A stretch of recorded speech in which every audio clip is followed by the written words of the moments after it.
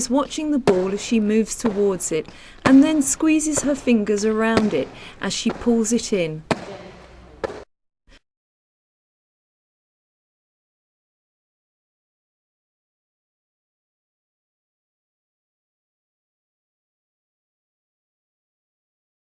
It is necessary for the player to catch the ball with one hand. It is important that players are able to do this with both hands.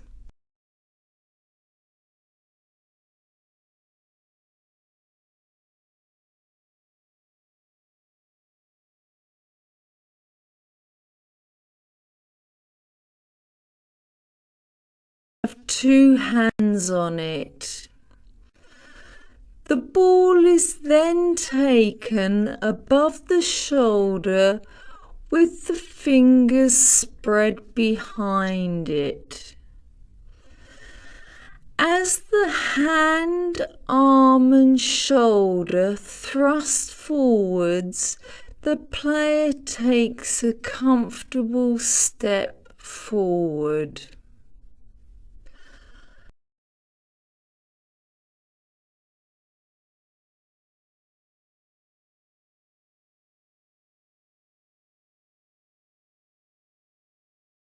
And as the player goes to make the pass, the elbows stay in and the arms and fingers extend forward in the direction of the throw. Common faults with the chess pass. The elbows are sticking out, commonly referred to as chicken wings. This makes the hands have to roll and there is far less power to the pass. Let's return to the well-executed pass. Can you recognise all the coaching points needed?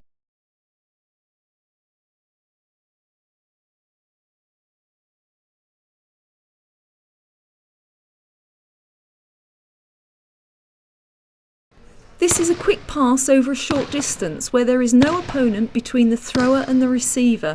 It is effective against taller defence or where the opponent looks like she is ready to intercept an aerial pass.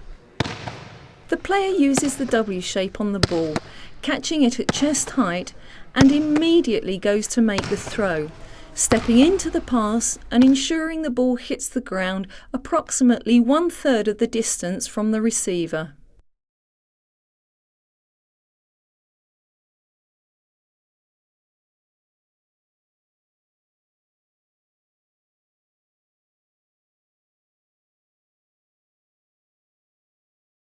Execute the skill and score. Sounds easy, but the technique has to be exact and shooters need to repeat the correct skill with accuracy under great pressure. Achieving the correct shooting technique is critical for successful netball play.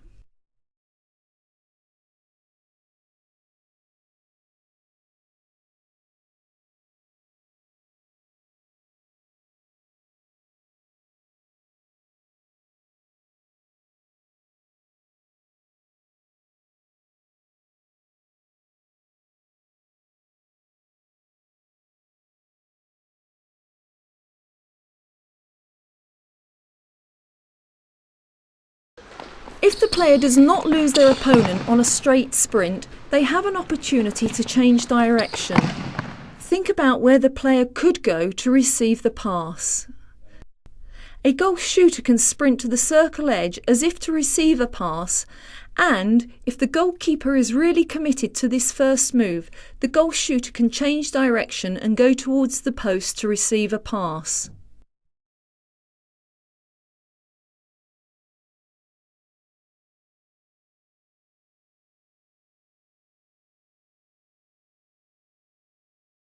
Players need to change their pace so they surprise their opponent. Too often, players become predictable and it is then easy for the opponent to mark them. The player is jogging and then suddenly there is a drive forward and the body is upright and it will be clear by the indicating of the arm that the receiver wants.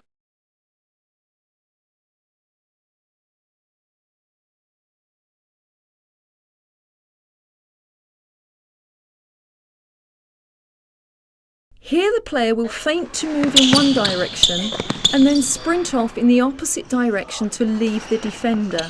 The feint is best used if an opponent is faster than the attacker. It is also a useful skill where there is limited space, as the attacker can lose the defender in a small area.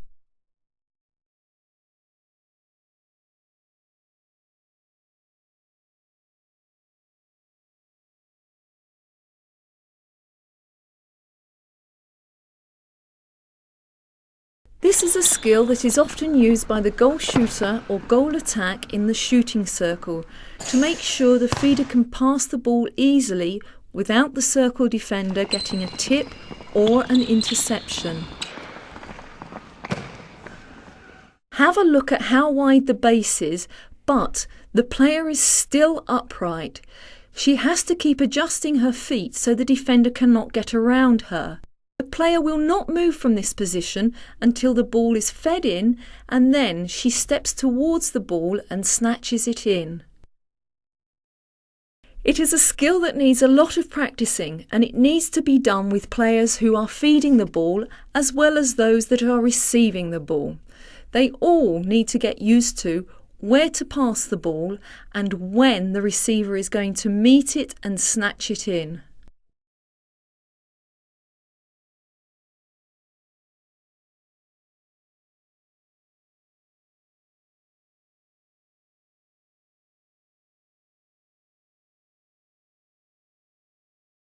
Is to mark a player so closely to prevent her from taking a pass or to force an error by making an interception or tip.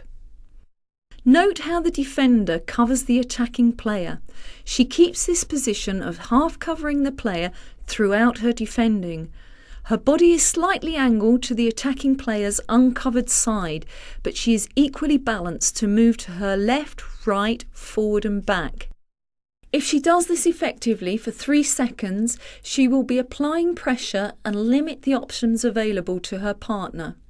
Ultimately, she will stop her player from receiving a pass.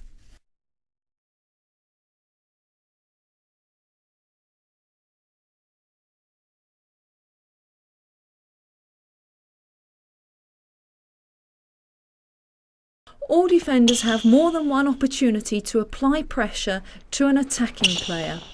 If not successful with stage 1, players have the opportunity to put pressure on the pass.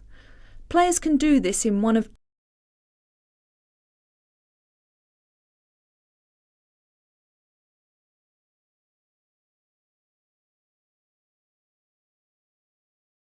Stage 2 defending, there is sometimes more chance of making a tip or interception of passes by jumping. However, the disadvantage is that the attacking player may move around the defender while she is airborne. Players need to make a decision about when it is safe to jump and allow a player to move around her, and when she needs to keep her.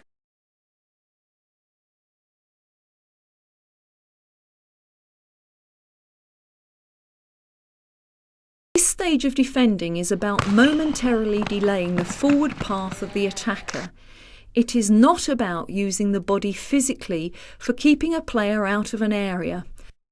Effective stage 3 defending helps the defender to delay the attacking play, but then enables the player to go back to the action where she can play a part in trying to make an interception.